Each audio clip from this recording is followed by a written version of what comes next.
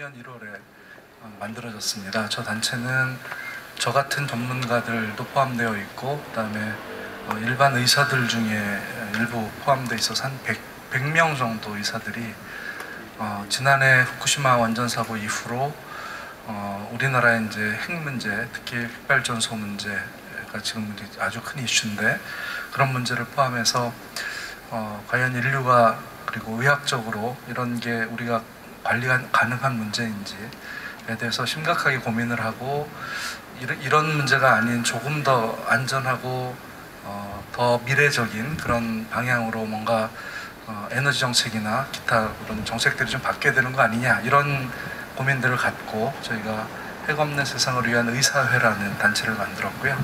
제가 그 단체에서는 학술연구위원장을 맡고 있습니다. 그래서 오늘 말씀드릴 내용은 뭐 한 시간은 조금 안 되게 조금 줄여서 말씀을 드릴 텐데, 건강에 관한 문제, 특히 방사선에 의한 건강 문제를 조금 앞부분에 설명을 드리고요. 그리고 두 번째는 이제 뒷부분은 원자력 발전소 주변 주민들의 건강 실태 조사 자료를 아까 우리 사회보시민께서 말씀하셨듯이 실제로 지난해 발표됐던 내용에 어떤 게 그 내용의 사실이고 어떤 게 문제인지를 좀 자세히 설명을 드리도록 하겠습니다. 이거는 여러분 다 잘 아시는 그림이죠.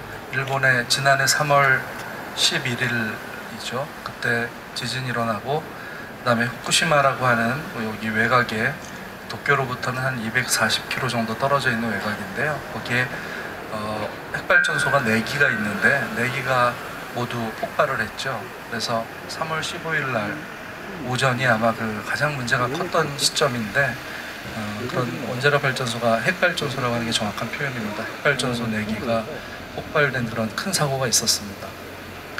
배경은 이런 거죠. 그때 지진이 일어나고 해일이 닥치고, 그래서 실제로 이렇게 쓸고 지나간 이런 폐허가 된 상황에서 그 인근에 있는 발전소 냉각하는 시스템, 발전기에도 쓰나미가 치고 들어와서 실제로 발전 냉각 펌프가 돌아가지 않았다는 겁니다. 그래서 실제로 이렇게 위에서 보시면 여기서부터 이렇게 눈에 띄는 이렇게 폭발이 일어난 잔해들이 좀 보입니다. 이게 지난해 계속 뉴스에 나왔던 내용들이고요. 그래서 여기서 원자로를 싸고 있는 경남 용기도 균열이 같다고 보여지고요. 그리고 그 바깥에 싸고 있는 건물들인데요. 이 건물들이 지붕이 날아가는, 이 단순한 폭발이 아니라 이로부터 이제 상당히 많은 방사성 물질들이 누출이 됐죠. 이거는 언론으로도 잘 아시는 일이고, 이거는 뭐 이미 이 규모는 지금 체르노빌을 훨씬 능가하는 커다란 그런 방사능 피해 규모라고 하는 거는 이미 이론이 없습니다. 잘 알려져 있는 사실입니다. 한국과 일본의 원자력 발전의 방식이 좀 달라서 우리 핵발전소에 있는 공학을 하시는 분들은 우리는 훨씬 더 안전하다 이렇게 얘기를 하시지만, 결국 이쪽의 전문가들의 말씀을 종합해 보면 일본은 물이 이제 하나의 물이 그 발전까지 하는 그런 넓은 순환을 한다고 하고, 우리는 1차 축이라 그래서 하여간 발전소 내부에서 도는 거와 그 다음에 터빈을 돌리는 거는 좀 다른 물이라고 얘기를 하지만, 그러나 이 두 가지의 근본적인 위험은 거의 차이 없다 이렇게 얘기를 하고 있습니다. 그래서 실제로 발전 방식의 차이가 우리는 덜 위험하다, 이거는 뭐 논리적으로 그렇지 않은 것으로 전문가들이 일반적으로 이야기를 하고 있습니다. 이거는 설명을 드리면은 이 그림으로 좀 설명을 드려야 할 텐데요. 뒤에서 잘 보이실려는지 모르겠지만 미국이죠. 그리고 아시아고, 여기가 우리나라가 여기 있습니다. 그리고 일본이 이렇게 되어 있는 게 일본이고요.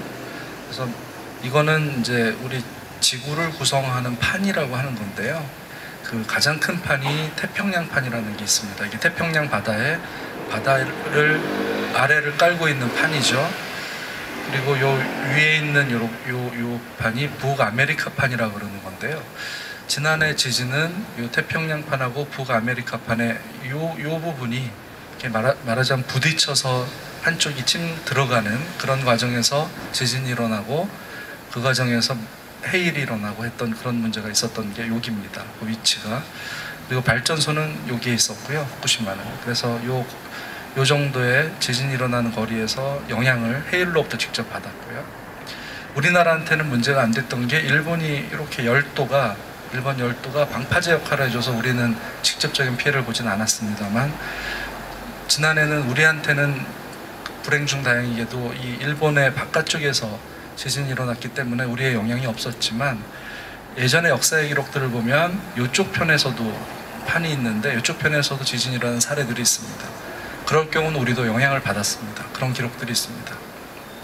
하여간 그 일본을 중심으로 이 태평양, 북아메리카, 유라시아, 필리핀 이렇게 그 지각을 구성하는 판들 여러 개가 이렇게 겹쳐 있습니다. 그래서 일본은 이런 일이 자주 벌어질 좋은 조건이 벌어지게 돼 있죠. 그래서 지진이 많습니다. 우리도 일본보다는 적지만 이쪽에 이를테면 유라시아하고 북아메리카 혹은 유라시아하고 필리핀 이런 판들 사이에 지진이 벌어지게 되면 영향을 입을 수도 있는 거리에 있습니다. 크게 보면 이렇게 구성이 되어 있고요. 지난해는 하여간 여기에서 문제가 됐고 일본이 그 피해를 아주 직접적으로 받았습니다. 3월 15일 날이 이제 그 발전소 4기가 모두 폭발한 때가 3월 15일 오전인데요. 1년 반이 됐네요, 벌써. 방사선 물질들이 대량 방출이 됐습니다. 그래서 방출된 양은 생각보다 좀 많았어요. 그래서 이를테면은 우리가 이제 예전에 히로시마 나가사키 때 인류가 처음으로 원자탄 피해를 입을 때 건강 문제가 급성기 건강 문제, 폭탄이 딱 떨어져 가지고 문제가 생기는 그런 건강 문제의 최소량이 500mS라고 하는데, 저기도 마이크로 시버트라고 되어 있는 표시가 계속 나오는데요. 시버트라는 표현을 하는데 미리시버트 단위가 가장 흔히 쓰입니다. 500mS라는 수준부터 우리 피를 구성하는 백혈구가 갑자기 줄어드는 그런 영향이 있습니다. 근데 3월 15일이 거의 그 정도였어요. 3월 15일 아침에 1시간당 400mS가 측정이 됐습니다. 굉장히 높은 양이 측정이 된 거죠. 일본도 큰일 났죠. 그래서 지난해 3월 15일은 하여간 이런 식으로 그쪽 지역에 있는 사람들이 다 대피하는 그런 일들이 벌어졌고요. 이렇게 껐죠. 사실은 그 발전소가 지붕이 날아가고 문제가 되는 그 방사능 물질들 해결할 방법이, 새로운 방법이 없었다는 게 일본을 보면서 확인이 됐습니다. 사실은 무슨 아주 특별한 방법이 있는 줄 알았는데 결국은 바닷물 퍼다가 위에서 뿌렸습니다. 그 방법밖에는 진압할 방법이 없다는 게 지난해 참 그 21세기인데 사고가 한번 나니까 이거 방법밖에 없다는 게 확인이 된 게 너무 놀라웠습니다. 다른 방법이 있었어야 되는데 작동이 안 된 거죠. 또 냉각 펌프가 한번 고장 나니까 유일하게 해결할 수 있는 방법은 사실은 어찌 보면 사람들이 바가지로 물 퍼담는 거하고 똑같은 방법밖에 없었던 겁니다. 굉장히 충격적인 진압 방법이었습니다. 이거는 저도 그렇고 전문가들도 굉장히 걱정들을 많이 하는, 이것 때문에 이제 2차적인 그 피해가 또 있을 수도 있죠. 왜냐하면 이제 핵연료봉 사이사이에 소금이 가서 결정으로 붙으면 나중에 또 2차적인 문제가 있을 수 있다고 하는 굉장히 우려가 큰 방식이었다고 되어 있습니다. 근데 유일하게 이 방법밖에 없었다, 이렇게 말씀드릴 수 있겠습니다. 이거는 이제 세계 지도인데요. 보시면 전 세계 한 440개 이상의 핵발전소가 있습니다. 그 중에 미국이 제일 많죠. 미국이 이렇게 많이 있습니다. 1등입니다. 숫자로 보면. 그 다음에 예전에 소련이 2등입니다. 예전에 소련은, 지금은 러시아 외에도 다른 나라들이 이렇게 주변에 있는데 이걸 포함해서 보면 예전에 소련이 2등이었고요. 숫자로는 3등이 프랑스, 4등이 일본, 5등이 우리나라입니다. 그러니까 우리나라가 지금 21기가 있는데 그 순서상으로는 세계 5위의 핵발전소 개수를 보유하고 있습니다. 근데 아까도 잠깐 제가 오전에 다른 데서도 말씀을 드렸는데 미국 핵발전소 사고가 제일 먼저 난 곳이 미국입니다. 미국의 TMI라고 3마일 아일랜드라는 핵발전소가 제일 먼저 폭발했죠. 그래서 그런 일이 첫 번째로 벌어졌습니다. 제일 많은 나라에서. 두 번째는 1986년에 소련이죠. 지금 우크라이나 쪽 편인데 체르노빌이 두 번째로 문제가 됐습니다. 세계 2위로 발전소가 많은 나라였습니다. 3위로 많은 나라가 아까 프랑스라고 말씀드렸는데 프랑스는 아직까지 문제는 없었습니다. 근데 4위인 일본이 지난해 후쿠시마에서 발전소가 폭발했죠. 순서대로, 그야말로 순서대로 문제가 생겼습니다. 우리가 5위입니다.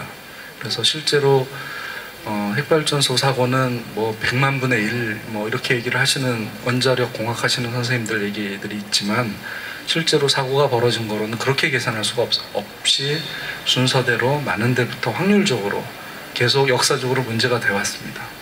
급기야 일본까지 온 거라고 보시는 게 맞겠습니다. 우리 다음이 우리라고 생각 안 할 수가 있을까요? 이것도 굉장히 중요한 문제입니다. 사실은 그러기에는 많습니다. 우리가. 그리고 앞으로 20여기 더 짓는다고 돼 있죠. 그래서 우리 계획대로 가면은 한 50개 근처까지 가는 거로 돼 있는데 굉장히 많은 숫자입니다. 근데 조금 더 생각해 보시면 중국을 한번 보시면요. 현재로는 중국이 작습니다. 근데 우리나라 쪽에 황해안 쪽, 중국의 동해안이죠. 그쪽으로 지금 많이 짓고 있거든요. 그래서 일본, 우리나라, 중국하고 아마 다 합치면 여기 계획한 대로 다 지면 100개가 넘을 겁니다. 요 세 나라, 특히 우리나라를 중심을 놓고 본다면 우리나라 서쪽, 우리나라 동쪽, 우리나라 해가지고 아마 밀집도로 따지면 제일 높은 지역이 될 가능성이 있습니다. 발전소 밀집도로는. 한번 생각을 해보시면 이를테면 일본에 지금 문제가 됐던 데가 요 지역이었죠. 여기 도쿄의 이쪽 편인데요. 이쪽 편이 문제가 돼서 바다로 되게 문제가 되는 물질들이 나갔죠. 바람도 이렇게 불어서 대개는 많은 부분은 이쪽으로 갔습니다. 그런데 똑같은 방향으로 생각을 해보시면 만약에 중국에 문제가 됐다 치면 중국에서 문제가 된 방향은 우리나라 쪽으로 올 수밖에 없잖아요. 우리나라에 문제가 되면 우리도 문제지만 일본도 문제가 될 겁니다. 그러니까 다시 말씀드리면 아시아, 일본, 우리나라, 중국이 이렇게 밀집되어 있는 발전소를 가지고 있는 곳에 어느 나라든 하나가 문제가 되면 사실은 특히 중국 쪽에 문제가 된다 그러면 우리나 일본도 안전하지 않다는 거죠. 지금 지난해 문제는 불행 중 다행으로 일본의 제일 동쪽 끝에서 문제가 됐기 때문에 우리가 비교적 피해가 직접적이지는 않았습니다. 근데 반대로 우리나라 혹은 중국에 문제가 발생하면 그 피해는 그 발생한 곳의 동쪽에 있는 나라들은 아주 심각해진다는 거죠. 이게 간단한 문제는 아닙니다. 그래서 우리만 발전소 문을 닫자 이렇게 얘기하는 게 과연 진짜 얼마나 의미 있을까도 심각하게 고민해 봐야 됩니다. 아시아 전체를 뭔가를 얘기하지 않으면 우리 안전도 보장이 안 된다는 거죠. 여기까지는 제 생각에는 이렇게 가다 보면 핵발전의 문제는 이게 생각보다 훨씬 더 넓고 심각한 문제로 이해가 될 수 있습니다. 이런 상황이라는 것 한번 조금만 생각을 조금 넓게 생각하시면 충분히 이해가 되실 수 있을 거라고 생각합니다. 요거는 제가 건강 문제에 관해서 좀 설명을 드리려고 넣은 표인데요. 좀 어렵습니다. 근데 그냥 하나만 조금 한 더 가지만 설명을 드리면 방사선 우리 방사선량 뭐 이런 거 얘기를 계속 하죠. 1이라고 하는 기준이 있습니다. 방사선 기준 1mSv 1시간당 1mSv 뭐 해가지고 얼마 계산 나오고 하죠. 연간 1mSv가 이제 노출 한계량으로 돼 있습니다. 우리나라에 1년 동안. 근데 그게 이제 얼마의 양이 해당하냐면 우리 가슴 흉부 엑스레이를 찍으면 한 장 찍으면 0.1입니다. 한 장이. 그러니까 우리 보통 원자력 공학 하시는 연구자들이 흔히 얘기하는 허용 기준 1mSv 1년에 그것의 양은 병원에서 여러분들 가슴 엑스레이 찍으면 10장 찍는 양입니다. 10장. 그 정도를 허용량이라고 얘기를 하는데요. 근데 거기서 조금 오해하시면 안 되는 게 있습니다.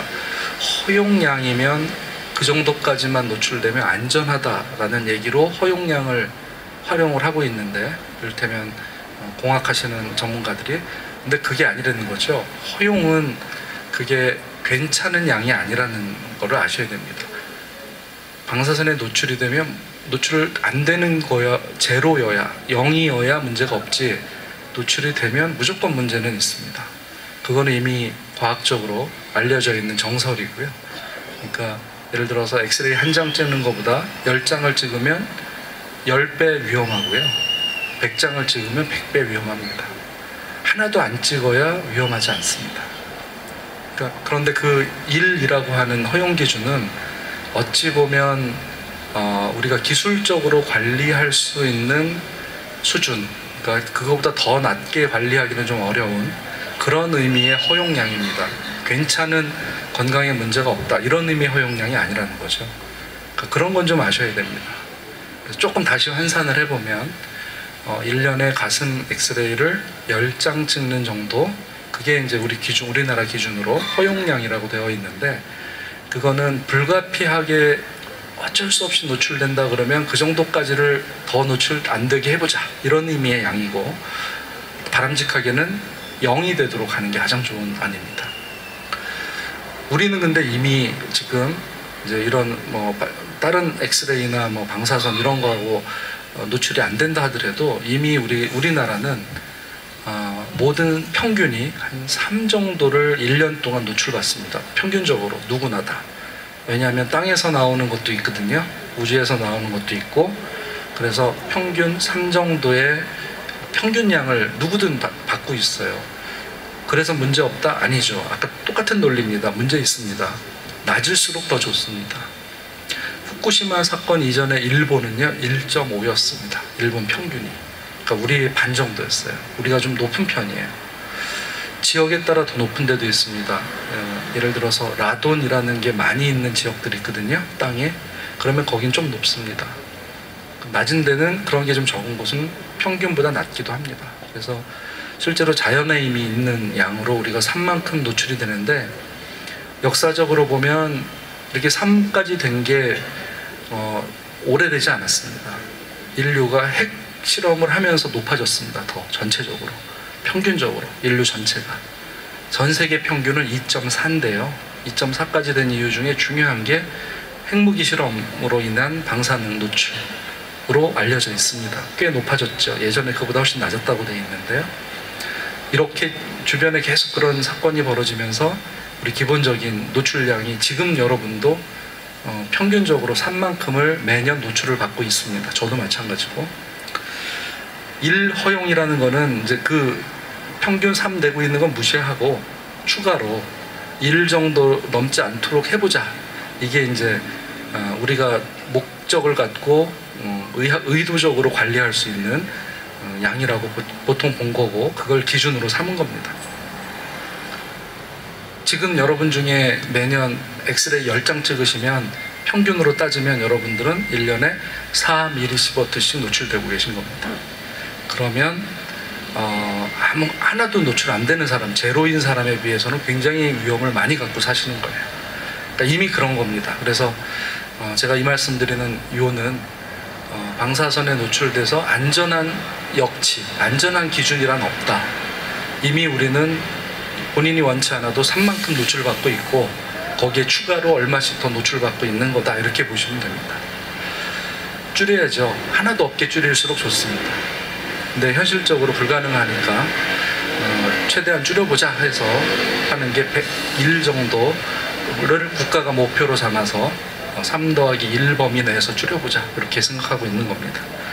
이해되셨죠? 그래서 엑스레이 한 번 찍으면 0.1, 10장 찍는 게 우리 기준의 선입니다. 조금 의학적인 도움을 좀 드리면, 담배 피시는 분들도 계시죠?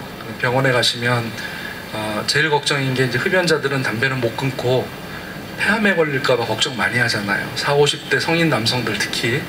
그래서 병원에 가면은 가끔씩 흉부 엑스레이로는 암이 잘 안 보여요. 그래서 CT라고 통에 들어가서 이렇게 찍는 거, 그걸 찍는데, 그거 한 번 찍으면 엑스레이, 가슴 엑스레이를 한 70장 정도 찍는 양입니다. 그러니까 양이 많죠. 예, 양이 많습니다. 그래서 70장 정도 찍는 거는 그래서 매년 검진을 한다 그러면 그것 때문에 암이 생길 수가 있습니다. 그래서 굉장히 많은 양이에요. 그래서 몸이 안 좋을 때 찍는 거지 그냥 한번 찍어보려고 찍으면 좋을 게 없습니다. 그래서 나중에 여러분들 병원 가셔서 혹시나 내가 아파서 뭐 검사를 받으실 때는 찍으셔도 좋은데, 그게 아니라 혹시 한번 그냥 해보겠다고 해서 CT를 찍어본다, 이거는 좋은 방법이 절대 아닙니다. 뭐 이를테면 아주 비싼 건강검진 같은 데 가면 그냥 뭐 다 해주고 요거 무료로 하나 더 해줍니다 이렇게 해서 CT를 많이 찍어요 사실은. 근데 절대 그거는 도움이 안 되니까 하지 마십시오. 그건 오히려 위험을 더 높입니다. 방사선 때문입니다. 그래서 그건 조심하시는 게 맞습니다. 아까도 제가 다른 곳에서 말씀드렸지만 위내시경이라는 방법과 약을 먹고 위를 보는 검사 방법이 있죠. 그래서 옛날에 내시경이 굉장히 적던 시절, 제가 의과대학 다니던 80년대 같은 때는 저희가 어떻게 배웠냐면 내시경은 굉장히 귀한 거였어요. 그래서 위 검사를 하려면 약을 먹고 방사선을 쬐가지고 막 눌러요. 누르면서 위가 이렇게 꾸불텅꾸불텅 약 먹은 모양이 변하는 거 보면서 위의 이상을 찾아내는, 암을 보거나 이렇게 하는 방법이 순서상 먼저 하라고 하는 방법이었습니다. 그리고 거기서 이상하면 내시경을 해라, 이렇게 이제 저희는 그렇게 배웠어요. 근데 이미 요즘은 내시경이 워낙 흔하잖아요. 그러니까 굳이 이렇게 위 약 먹고 찍는 방사선에 노출 필요 없이 내시경이 훨씬 더 좋은 방법입니다. 그래서 이제는 바뀌었죠. 내시경 하시면 됩니다. 약을 먹고 엑스레이를 찍으면 진짜 엑스레이 피해를 입을 수 있습니다. 그런 건 안 하시는 쪽으로 선택할 수 있다 그러면 안 하시는 게 맞습니다. 근데 엑스레이 약을 먹고 찍을 수밖에 없는 경우가 있어요. 병원에서 필요에 따라서 그럴 수가 있어요. 그건 의사들의 권고에 따라서는 그렇게 하시면 됩니다만, 여러분이 선택하실 게 있다면 그러면 약 먹고 찍는 것보다는 내시경 하시는 게 훨씬 좋다, 이런 거 기억을 좀 해두십시오. 아까 잠깐 말씀드렸지만 3월 15일 날이 4개 발전소가 모두 폭발한 때인데, 그때 시간당 400mSv라는 양이 확인이 됐습니다. 일본입니다. 그러니까 이 4호기 근처에서 1시간 서 있으면요, 그러면 그분은 어떤 일이 벌어질 수 있었냐면 얼마 안 있다가 피를 만드는 데 문제가 생겨요. 그래서 피를 만들어내는, 예를 들어서 백혈구라고 하는 게 수치가 뚝 떨어져요. 못 만들어서. 우리 골수가 손상을 입어서요. 이게 이제 그 히로시마 나가사키 원폭이 문제가 됐을 때 가장 많이 보였던 증상이었거든요. 근데 그 정도의 증상을 일으키는 양이 이 정도입니다. 500mS인데요, 대개는. 거의 그에 근접한 양이 후쿠시마의 3월 15일 오전에 1시간만 서 있었으면 그런 일이 벌어질 만큼 상황이었습니다. 요때 물을 들고 진압한 일본의 소방관들이 있었습니다. 그 사람들 이 정도 노출된 것 같습니다. 그 중에 일부는 이거보다 좀 더 많이 노출이 돼서 후송이 됐다는 기사도 나왔습니다. 문제가 사실 굉장히 컸습니다. 간단한 문제가 아니었고요. 그날 같은 시간에 240km 떨어진 도쿄에서 시간당 측정된 양이 0.809 마이크로시버트. 우리 저기 적혀 있는 게 얼마죠? 평상시 농도가 0.05라고 써 있네요. 그죠? 0.05에서 0.30이라고 써 있는데 시간당. 근데 요날 도쿄는 0.8에서 1 마이크로까지 측정이 됐습니다. 0.8에서 1. 그러면 이게 어느 정도냐면 그냥 요 정도가 1년을 쭉 노출이 된다 그러면, 이 정도로 1년이 유지된다 그러면 동경에서 사는 거 하나만으로 가슴 엑스레이 사진 한 80장 정도 1년 동안 찍는 효과를 보는 양입니다. 작은 양이 아니죠. 큰 양이었습니다. 그래서 실제로 일본의 피해는 생각보다 컸던 것 같습니다. 지금 추정을 해봐도 큰 것도 확인이 되고 있고요. 이 당시에 몇 개 자료만으로 봐도 간단한 문제가 아니었습니다. 이제 제가 이거는 기사와 자료들을 다 정리해서 거리에 따라서 얼마나 변화가 있는지를 한번 본 건데요. 그 중에 일부는 이런 자료들도 있었어요. 한 일주일 정도 지나고 나서 그 일본인데요. 시금치 1kg 안에 방사성 동위원소 요오드가 54,100크렐이라고 양이 굉장히 많습니다. 이런 양이 시금치에 오염이 됐다는 것도 확인이 된 바가 있습니다. 그래서 실제로 일본은 날라오는 방사성 물질의 문제도 있었고, 그 채소나 이런 데 이제 그 떨어져서 다시 채소로 흡수가 돼서 사람으로 들어오게 되는 문제들도 지난해도 확인이 초창기부터 되고 있었고, 지금도 앞으로도 계속 될 것 같습니다. 한번 사고가 나니까 이런 굉장히 생각보다 큰 일들이 이렇게 확인이 되는 사례들이 꽤 있었습니다. 아까 말씀드렸죠. 일본은 다행히 문제가 되는, 우리한테는 참 다행이었던 부분인데요. 동쪽의 구석에서 문제가 됐기 때문에 이런 방향으로 주로 방사성 물질들이 바깥으로 흘러갔죠. 그런데 지난해 4월 초에 비가 한 번 오면서 이렇게 바람이 불어서 우리 제주도로 이게 돌아온 때가 있습니다. 그리고 그 다음에 기상 시뮬레이션을 봤더니 여기에 북쪽으로 해서 북극 쪽으로 해서 우리로 내려오는 것도 확인이 된 게 있습니다. 그래서 동쪽으로만 간 건 아니었던 것 같습니다. 그래서 북쪽으로 해서 우리나라 내려오는, 다시 말씀드리면 후쿠시마는 우리하고 생각보다 가깝습니다. 직선거리로 서울로 따지면은 1200km 정도. 그러니까 울진으로 따지면은 1000km겠네요. 그죠? 서울하고 직선으로 200km 떨어져 있다고 보면 한 1000km, 여기서 동쪽으로 1000km 떨어져 있는 곳에서 생긴 문제고요. 예전에 체르노빌 사건이 났을 때 체르노빌과 문제가 있었다고 알려져 있는 그보다 더 서쪽인 나라들이 어디까지 알려져 있냐면 2000km 떨어진 나라까지 암 발생의 문제가 체르노빌 때문에 더 많이 생겼다, 이런 보고가 있었습니다. 그러니까 그러기에는 우리가 훨씬 가깝다는 거죠.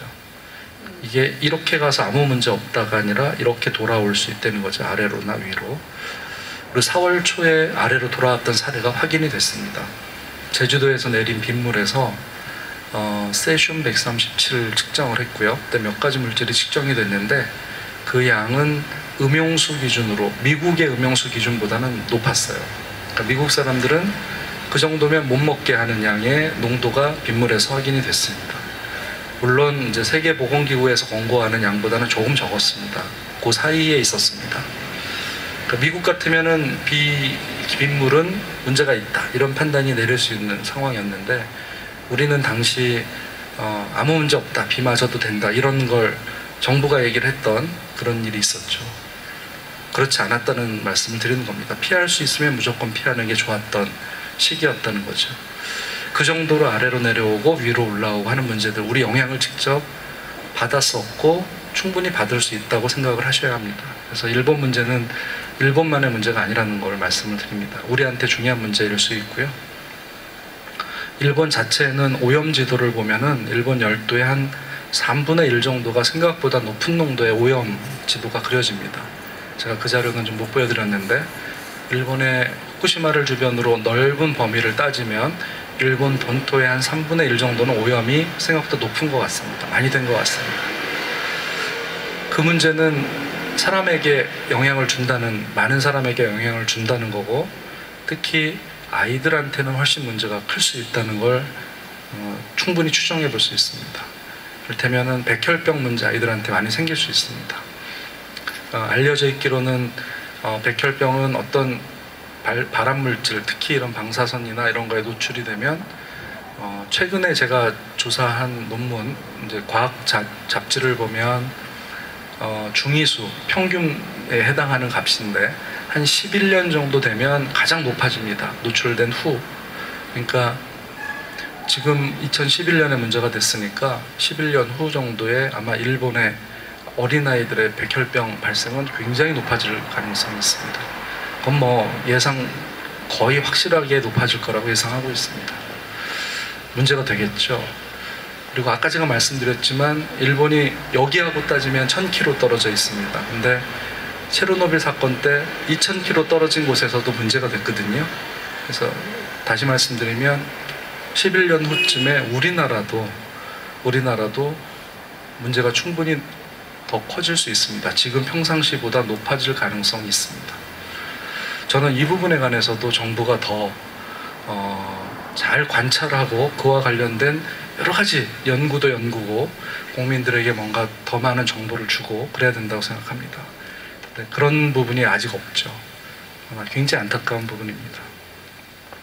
이게 이제 그 지난해 아래로 이렇게 돌아서 우리나라 노염시켰다고 하는 그런 기상 자료인데요. 여기 이제 이런 데 클릭하시면 그게 보여집니다. 확인이 가능합니다. 또 다른 문제 하나는 이렇게 날라오는 게 문제이기도 하지만 음식, 특히 일본으로부터 이제 우리나라로 만약에 유입되는 음식이 있다면 식품, 채소, 생선 이런 게 있다면 문제가 될 수 있겠죠. 현재로는 그게 수입이 안 되고 있는 거는 맞는데, 근데 이를테면 생태 이런 게 많이 잡히는 위치가 요 위치인데 여기가 후쿠시마 원전의 영향을 많이 받은 위치예요. 그러니까 이런 데서 생태들이 많이 잡혔습니다. 그래서 근데 일본으로부터 우리가 수입이 안 되기 때문에 지금 여기는 일본에서 들어오는 게 없는데 이보다 조금 넓은 영역에서 아마 러시아가 잡아가지고 우리나라 들어오는 생태의 대부분이 러시아산이거든요. 최근에는 러시아가 잡아서 우리에게 수출하는 거로 생각하고 있습니다. 그래서 어떤 일이 있냐면 생태나 대구 이런 큰 생선들에게서 예전에는 방사성 물질이 전혀 측정이 안 됐었거든요. 근데 지금은 검출이 됩니다. 검출이 되는데 물론 식품 기준에 보다는 아래에 있다고, 그보다 안에 있다고 하는 이제 표시가 붙어서 들어옵니다. 근데 예전에는 아예 없었어요. 지금은 있다는 거로 들어옵니다. 다만 한계 아래쪽에 있다 이렇게 붙어서 들어오는 게 차이라면 차이입니다. 없던 일이 벌어지고 있는 겁니다. 외국 수입해오는 큰 생선들 속에 방사성 물질이 있는 게 확인이 되고 있는 게 지금 상황입니다. 농담 삼아서 무슨 얘기를 우리 의사들끼리 만나면 무슨 얘기 하냐면 요새 이제 우리나라 여기 해안에서 양식을 하잖아요. 그래서 회 같은 거. 그래서 예전에는 생선 양식하면 항생제 많이 쓴다고 자연산 골라서 먹었잖아요. 근데 요새는 방사성 물질보다 항생제가 더 안전한 거 아니겠냐. 그래서 양식을 더 찾는 게 맞지 않겠냐. 저희들 만나면 농담 삼아 그런 얘기도 합니다. 왜냐하면 바다가 연결이 돼 있고요. 물고기들이 오고요. 이런 위험을 지금 당장은 물론 아주 우리나라 그렇게 심각하게 확인된 바는 물론 없습니다만 10년, 체르노빌이 20년 보고 봤는데 20년 후에 문제까지 본다면 관심 많이 가져야 될 부분입니다.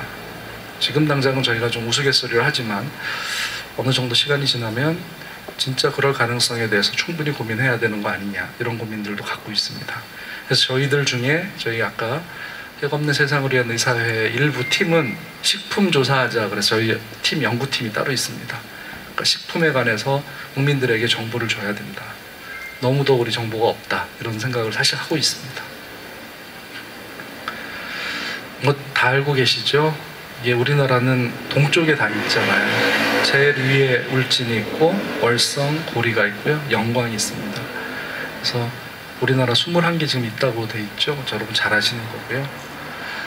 많이 몰려 있죠. 동쪽에 몰려 있는 밀도는 굉장히 높은 편입니다. 우리 동해안에 흑발전소가 굉장히 많이 있는 겁니다. 사실은 우리나라 같이 작은 나라에 세계 5위의 발전소 개수를 가지고 있는데 주로 동쪽에 해안에 모여 있고 삼척에도 또 짓는다고 최근에 그러고 있고요. 더 짓게 되면 더 늘겠죠. 훨씬 밀도가 높아지는 거는 이미 알고 계신 일이고, 아까 말씀드렸지만 여지껏 많을수록 많은 데부터 사고 터졌다는 말씀드렸죠. 가능성 과연 100만 분의 얼마 이렇게 얘기를 하지만 원자력 안전위원회 이런 데서는, 근데 지금 벌어진 상황으로 보면 그것보다 높은 확률로 문제가 됐습니다. 심각하게 한번 같이 고민해 봐야 할 부분이고요. 여기를 넘어서서 중국 문제까지 문제를 아까 잠깐 제가 설명드렸지만 같이 생각해 보면 이게 중국을 우리보다 더 관리를 잘할 거라고 기대할 수 있을까? 아니지 않을까? 그런 생각도 들잖아요. 근데 중국을 못하게 하려면은 우리는 열심히 짓고 거기는 짓지 말라 그럴 수도 없고, 그렇죠?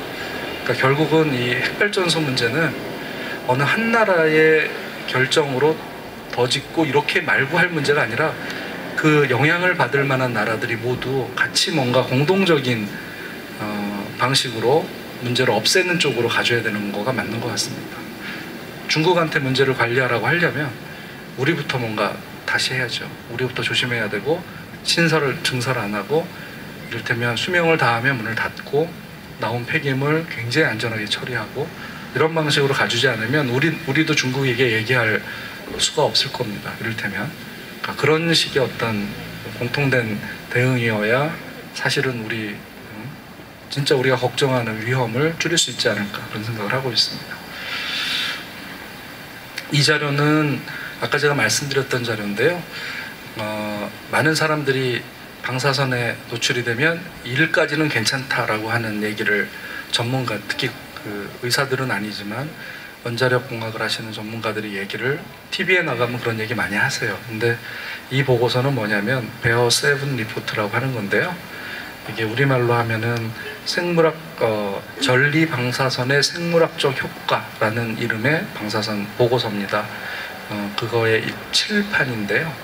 거기서 이제 요걸 만드는 게 미국의 아주 대표적인 연구, 내셔널 아카데미 오브 사이언스라고 하는 게 미국 과학원이죠. 국립과학원에 해당하는 그런 데서 낸 보고서인데요. 이게 이제 정리를 했습니다. 이렇게 정리를 했습니다. 지금까지 가장 모든 의견들이 종합된 보고서라고 보시면 되겠고, 요 선이 대표적으로 그 선입니다. 방사선 제로, 하나도 노출이 안 돼야 건강에 문제가 없다. 노출이 되면 비례해서 되는 만큼 건강에 문제가 생긴다. 아까 제가 말씀드렸죠. 엑스레이 10장 찍는, 그러니까 1년에 우리 기준, 허용 기준이라고 하는 1만큼 노출이 되면, 그 1만큼 노출된 사람이 10,000명이 있다 그러면 그 중에 1명이, 10,000명 중에 1명이 암이 생깁니다. 다시 말씀드리면 1년에 1만큼 노출을 우리나라 5천만 명이 노출됐다고 생각을 하면, 그러면 그것 때문에 암이 생기는 사람이 5,000명이라는 얘기입니다. 그러니까 작은 숫자가 아니에요. 우리 저기 고속도로 가서 졸음운전으로 1년에 사망하는 사람이 몇 명인 줄 아세요? 고속도로 휴게소 화장실 가면은 써 있거든요. 남자들 보통 가면은 남자가 흘려야 될 건 눈물만이 아닙니다. 위에 보면 이제 그런 거 표 있습니다. 1년에 졸음운전으로 사망하는 사람이 300명 뭐 이렇게 얘기를 합니다. 근데 우리나라 전체에서 그렇게 따지면 1이라고 하는 허용 기준이라고 하는데 노출이 되면 우리나라 전체 국민으로 따지면 5,000명의 문제가 생기는 겁니다. 작은 문제가 아니라는 거죠. 이게 10,000명에 1명이라는 확률이 그렇게 낮은 게 아닙니다. 만약에 10이라고 하는 만큼 노출이 되면 1,000명에 1명입니다. 100이라고 노출이 되면 100명당 1명이 문제가 됩니다. 그러니까 문제가 많이 됩니다.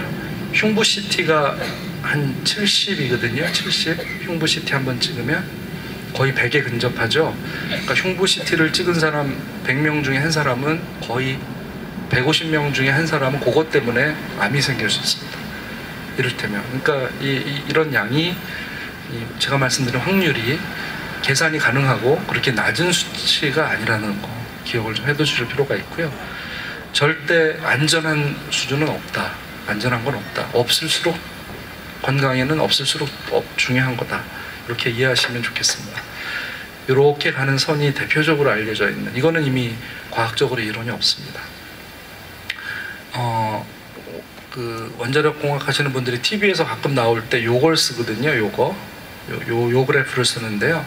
여기까지는 괜찮다. 근데 어떤 분은 요 아래는 건강에 좋다라고 하는 분들까지 계셨어요. 근데 그거는 이미 무너진 이론입니다. 그건 옛날에 잘 모를 때 했던 호메시스라고 하는 아주 독특한 이론이고, 이미 그거는 과학적으로 옳지 않다라고 정리가 됐습니다. 그래서 사실은 괜찮은 수준은 없다. 이렇게 이해하시면 되겠고요. 여기 이제 우리 허용 한계라고 해서 0.05, 0.3 이렇게 계속 또 전광판에 아까 나오던데, 우리나라 평균 수준은 맞습니다. 저 정도입니다. 우리나라 평균이 그 범위 안에 있습니다. 그래서 좀 센 지역은 그보다 좀 높기도 합니다. 낮은 지역은 더 낮기도 하고요. 근데 예를 들어서 저 수준이 우리나라 피할 수 없는 평균 수준이라고 하는 거는 맞는데 그래서 안전하다는 아니라는 말씀입니다. 무조건 낮을수록 좋은 겁니다. 그거는 이해를 꼭 하셔야 합니다. 제가 말씀드린 건데요. 1년의 허용 기준이라고 하는 1일대가 10,000명 중에 1명이 그것 때문에 일에 노출되는 10,000명이 있다면 1명이 그것 때문에 암에 걸릴 수 있습니다. 그거는 이미 알려져 있는 지금 제가 말씀드린 수치로 말씀드릴 수 있습니다. 중국의 동해안이죠. 우리 서해안에 이렇게 발전소를 많이 짓고 있습니다. 지금 현황은 중국은 13개가 가동 중인데 27개를 건설 중이랍니다. 그래서 이렇게 짓고 있는 데가 있고요. 우리나라하고 거리는 뭐 굉장히 가깝죠. 특히 여기 산둥반도에 있는 지금 막 짓고 있는 거는 우리하고 굉장히 가깝습니다. 그래서 이게 문제가 되면은 우리 어쩔 수 없다고 지금 생각하고 있습니다. 그러니까 이제 이 문제까지 고민하면 우리만의 문제를 넘어서서 사실은 우리 이 고민 안 할 수도 없잖아요. 일본도 일본이지만 그러니까 사실은 이 우리 세 나라들이 지금 수준으로 계속 발전소를 지으면 아마 세계에서 가장 밀집된 지역이 될 겁니다. 핵발전소로는. 그런 위험한 그 지뢰밭 같은 곳에 살고 있는 셈이 될 겁니다. 심각한 문제죠. 그래서 저희들이 후쿠시마 사고를 보면서 아까 이제 저희 의사들이 연구자 교수들하고 의사들이 모였다고 말씀드렸죠. 이것까지 같이 놓고 저희가 토론을 많이 했어요. 우리가 어떻게 할 거냐.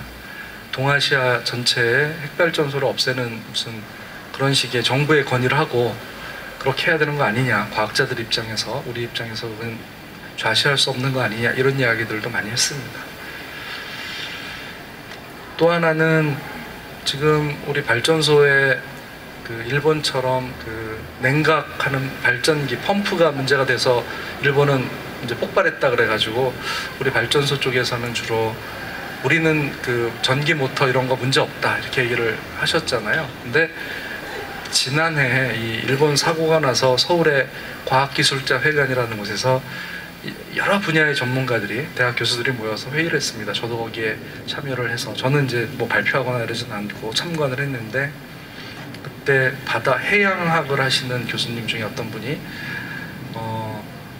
이것도 문제다. 발전소의 냉각을 위해서 바다로 유입된 물 빨아들이는 호스가 있잖아요.